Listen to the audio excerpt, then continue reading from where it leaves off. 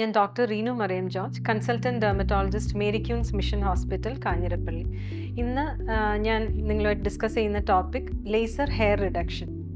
എല്ലാവർക്കും ലേസർ എന്ന് കേൾക്കുമ്പോൾ ഏറ്റവും കൂടുതൽ ഞാൻ നേരിടുന്ന ചോദ്യം, ഡോക്ടറെ ഇത് റേഡിയേഷൻ ആണോ, ഇത് ഉപയോഗിക്കുന്നത് മൂലം ക്യാൻസർ ഉണ്ടാവാൻ സാധ്യതയുണ്ടോ എന്നാണ്. ഇത് തികച്ചും ഒരു റേഡിയേഷൻ അല്ല.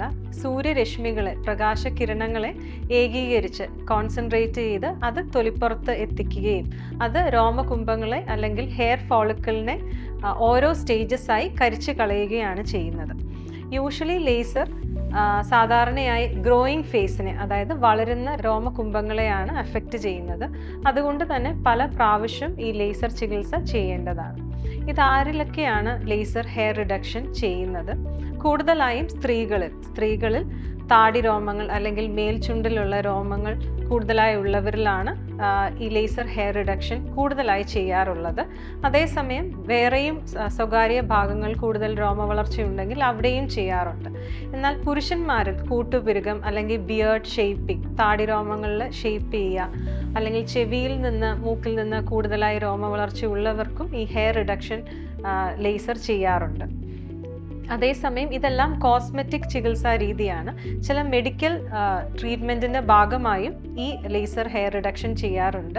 രോമകുംഭങ്ങളുടെ ഹെയർ ഫോളിക്കിളിൻ്റെ ഇൻഫെക്ഷൻസ്, അതായത് ഹൈഡനൈറ്റിസ് സബ്രേറ്റീവ അല്ലെങ്കിൽ പൈലോനിഡൽ സൈനസ് എന്ന് പറയുന്ന രോമകുംഭങ്ങളുടെ ഹെയർ ഫോളിക്കിൾസിൻ്റെ ഇൻഫെക്ഷൻ, പലതരത്തിലുള്ള ഫോളിക്കുലൈറ്റിസ്, പഴുപ്പ് പോലെ സ്വകാര്യ ഭാഗങ്ങളിൽ അടിക്കടി വരുന്നുണ്ടെങ്കിൽ ആ ഹെയർ ഫോളിക്കിളിനെ നീക്കം ചെയ്ത് ഹെയർ റിമൂവൽ റിഡക്ഷൻ സർജറി വഴി ഇത് പൂർണ്ണമായും മാറ്റാവുന്നതാണ്. എല്ലാവരും ചോദിക്കുന്ന ഒരു ചോദ്യമാണ്, ഇത് എത്ര പ്രാവശ്യം ചെയ്യേണ്ടി വരും? സാധാരണയായി ഈ സ്ത്രീകളിൽ രോമവളർച്ച കൂടുതലായിട്ടുള്ളവരിൽ ഹോർമോൺ അപാകത ഉണ്ടാവാം, അതായത് തൈറോയിഡ് ഡിസീസ് അല്ലെങ്കിൽ പോളിസിസ്റ്റിക് ഒവേറിയൻ സിൻഡ്രോം, ഓവറിയിൽ സിസ്റ്റ് ഉണ്ടാവുന്ന ചില കണ്ടീഷനുകളിൽ രോമ വളർച്ച കൂടുതലായിട്ടുണ്ടാകും. ഇങ്ങനെയുള്ള ഹോർമോണൽ ഡിസീസുകൾ ഉണ്ടെങ്കിൽ, ഹോർമോണൽ അപാകതകൾ ഉണ്ടെങ്കിൽ ഇത് പൂർണ്ണമായും മാറ്റിയിട്ടാണ് ലേസർ തെറാപ്പി ചെയ്യുന്നത് കൂടുതൽ നല്ലത്. 4 തൊട്ട് 6 പ്രാവശ്യമാണ് സാധാരണഗതിയിൽ ലേസർ ഹെയർ റിഡക്ഷൻ ചെയ്യാറുള്ളത്. എന്നാൽ PCOS അല്ലെങ്കിൽ തൈറോയിഡ് പോലുള്ള ഹോർമോൺ ഇഷ്യൂ ഉള്ളവരിൽ ചിലപ്പോൾ 8 മുതൽ 10 പ്രാവശ്യമെങ്കിലും ചെയ്യേണ്ടി വരും. വർഷത്തിൽ 1-2 പ്രാവശ്യം അത് കഴിഞ്ഞും ചെയ്യേണ്ടതുണ്ടെങ്കിൽ അത് ചെയ്യുന്നതാണ് നല്ലത്. കാരണം ലേസർ ഗ്രോയിങ് ഫേസിനെയാണ് അഫക്റ്റ് ചെയ്യുന്നത്. നമ്മുടെ രോമ വളർച്ച ഓരോ സ്റ്റേജിലാണ്. ഒരു 70 മുതൽ 80% വരെ ഹെയർ ഗ്രോയിങ് ഫേസിലാണ് ഉള്ളത്. എന്നാൽ ചില ഹെയറുകൾ അതൊരു റെസ്റ്റിംഗ് സ്റ്റേജ് എന്ന് പറയും, ലാഗ് ഫേസ് എന്ന് പറയും. ആ രോമങ്ങളെ ഈ ഹെയർ ലേസർ അഫക്റ്റ് ചെയ്യുന്നതല്ല. അതുകൊണ്ട് തന്നെ ഒരു 70 മുതൽ 80% ഹെയർ മാത്രമേ നമ്മളൊരു 2-3 പ്രാവശ്യം ചെയ്യുമ്പോൾ പോകുന്നുള്ളൂ. ബാക്കിയുള്ള 5 തൊട്ട് 10% വരെയുള്ള ഹെയറിനെ കരിച്ചു കളയണമെങ്കിൽ ഒരു 4 തൊട്ട് 6 പ്രാവശ്യം വരെയെങ്കിലും ചെയ്താൽ മാത്രമേ അത് പൂർണ്ണമായും പോവുകയുള്ളൂ. ഈ ലേസർ ചെയ്യുന്നത് കൊണ്ട് എന്തെങ്കിലും പാർശ്വഫലങ്ങൾ ഉണ്ടോ എന്ന് പലരും ചോദിക്കാറുണ്ട്.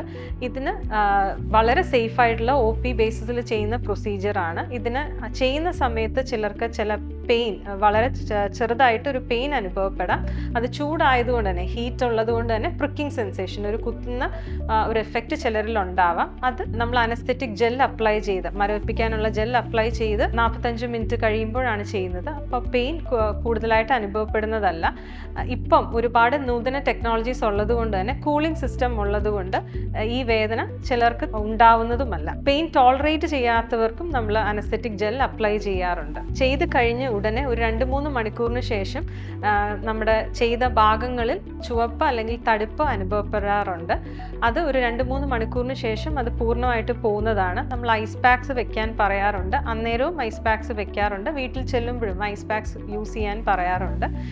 ടാനിങ് കൂടുതലുള്ളവർ, അതായത് ഡാർക്ക് സ്കിൻ ഉള്ളവരിൽ മെലാനിൻ പിഗ്മെന്റേഷൻ, മെലാനിൻ്റെ അളവ് കൂടുതലായിരിക്കും. അവരിൽ ചില കുമിളകൾ, നമ്മൾ ഈ ലേസർ യൂഷ്വലി മെലാനിനെയാണ് അഫക്റ്റ് ചെയ്യുന്നത്. അതുകൊണ്ട് രോമകുംഭങ്ങളുടെ താഴെയുള്ള മെലാനിൻ അബ്സോർബ് ചെയ്യുന്നത് പോലെ തന്നെ സൈഡിലുള്ള മെലാനിനും കുറച്ച് ഈ ലേസറിനെ അബ്സോർബ് ചെയ്യാൻ ചാൻസ് ഉണ്ട്. അതുകൊണ്ട് തന്നെ ബ്ലിസ്റ്റേഴ്സ്, ചെറിയ കുമിളകൾ വരാം.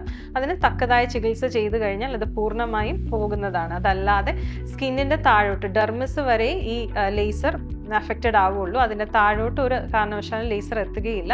അതുകൊണ്ട് തന്നെ ഇൻറ്റേർണൽ ഓർഗൻസിന് ഇത് എന്തെങ്കിലും പ്രശ്നങ്ങളോ ഒന്നും ഉണ്ടാവുകയില്ല. ഇത് സാധാരണയായിട്ട് ചെയ്യുന്നത് 18 മുതൽ 45 വയസ്സ് വരെയുള്ള ആൾക്കാരിലാണ്. 45 വയസ്സിന് ശേഷം ഗ്രേ ഹെയർ, നരച്ച മുടികൾ കൂടുതലുള്ളത് കൊണ്ട് തന്നെ ഈ ലേസർ നരച്ച മുടിയെ എഫക്റ്റ് ചെയ്യുന്നതല്ല. അതുകൊണ്ട് തന്നെ അവർക്ക് ഈ ലേസർ കൊണ്ട് വലിയ ഉപയോഗം ഉണ്ടാവുകയില്ല. അവർക്ക് ഇലക്ട്രോലൈസിസ് പോലുള്ള വേറെ പ്രൊസീജിയേഴ്സ് ചെയ്യേണ്ടി വരും. 18 വയസ്സിന് മുന്നേയും ഇത് സാധാരണഗതിയിൽ ചെയ്യുന്നതല്ല. എങ്കിലും 15 വയസ്സിലെ ഒരു കുട്ടിക്ക് ഒരുപാട് രോമവളർച്ചയുണ്ട്, അവർക്കൊക്കെ സെൽഫ് കോൺഫിഡൻസിനെ അഫക്റ്റ് ചെയ്യുന്നുണ്ടെങ്കിൽ നമ്മൾ തീർച്ചയായിട്ടും ലേസർ ചെയ്യുന്നതാണ്. ആ സമയങ്ങളിൽ ലേസർ ചെയ്യുമ്പോൾ നമ്മൾ എന്തൊക്കെയാണ് ശ്രദ്ധിക്കേണ്ടത്?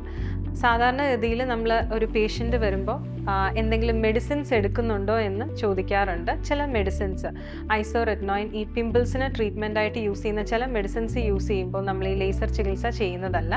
ആക്റ്റീവായിട്ടുള്ള എന്തെങ്കിലും ഇൻഫെക്ഷൻ ഉണ്ടെങ്കിൽ, നമ്മുടെ ചിക്കൻ പോക്സ് അല്ലെങ്കിൽ ഹെർപ്പസ് എന്ന് പറയുന്ന, വിസർപ്പ് എന്ന് പറയുന്ന രോഗങ്ങളുണ്ടെങ്കിലും ഇത് ചെയ്യുന്നതല്ല.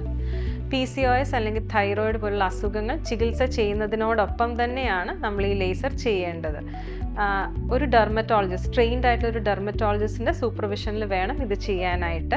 രോമം നീക്കം ചെയ്യുന്ന ഭാഗങ്ങൾ നമ്മൾ സ്വയം വാക്സിങ് ചെയ്യുകയോ ത്രെഡിങ് ചെയ്യുകയോ ചെയ്യരുത്. അത് രോമം എങ്ങനെയാണോ അതുപോലെ തന്നെ വേണം ഡോക്ടറിനെ കാണിക്കാനായിട്ട്. ലേസറിൻ്റെ പവർ അല്ലെങ്കിൽ അതിൻ്റെ എന്തോരം പ്രാവശ്യം അത് ചെയ്യണം എന്നുള്ളത് ഡിസൈഡ് ചെയ്യുന്നത് രോമ വളർച്ചയുടെ തിക്നെസ്സും അതിൻ്റെ കളറും നോക്കിയിട്ടാണ്. റെഗുലറായിട്ടൊരു സൺസ്ക്രീൻ ലേസർ ചെയ്യുന്നതിന് മുൻപും ലേസർ ചെയ്യുന്നതിന് ശേഷവും ഉപയോഗിക്കേണ്ടതാണ്.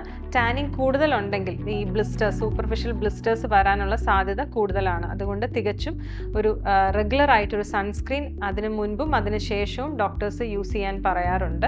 ഏറ്റവും കൂടുതൽ റിസൾട്ട്സ് ആരിലാണ് ഈ ലേസർ ചെയ്യുമ്പോൾ വരുന്നത് എന്ന് ചോദിച്ചാൽ, ഫെയർ സ്കിൻ ആയിട്ടുള്ള തിക്കായിട്ടുള്ള ഹെയറിലാണ് കൂടുതലായിട്ടും ഇത് നല്ല റിസൾട്ട്സ് ഉണ്ടാക്കുന്നത്. കാരണം ഹെയറിൻ്റെ താഴെ മാത്രമേ മെലാനിൻ എന്ന് പറയുന്ന പിഗ്മെന്റ് ഉണ്ടാവുകയുള്ളൂ. അതുകൊണ്ട് തന്നെ ആ രോമ വളർച്ച പൂർണ്ണമായിട്ടും ആ ഹെയർ ഫോളിക്കിൾ മാത്രമേ അല്ലെങ്കിൽ രോമകുംഭം മാത്രമേ എടുക്കുകയുള്ളൂ. അതുകൊണ്ട് തന്നെ അത് ഫുള്ളായിട്ട് നശിച്ചു പോവുകയും ചെയ്യും.